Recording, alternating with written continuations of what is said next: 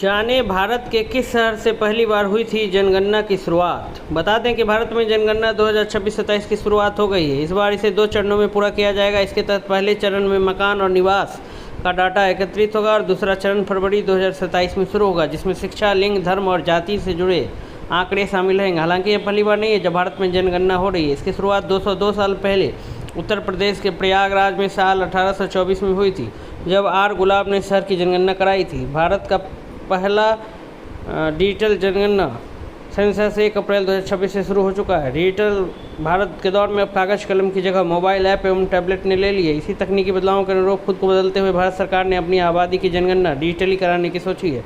भारत में आखिरी बार साल 2011 में जनगणना हुई थी। यह देश की 15वीं और आज़ाद भारत की 7वीं जनगणना थी। पहली बार जनगणना इलाहाबाद में साल 1824 में आर गुलाब ने पहली बार जनगणना कराई थी। इसके बाद 1827-28 में बनारस में जेम्स प्रिंसेप ने जनगणना करवाई। वहीं साल 1830 में ढाका में हेनरी वाल्टर ने जनगणना कराई, जिसे पहली और पूरी तरह आधुनिक शहर की जनगणना माना गया। भारत में पहली बार देशव्यापी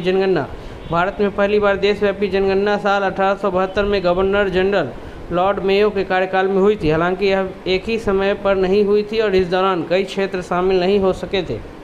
इस कारण से इस जनगणना को सही नहीं माना जाता है।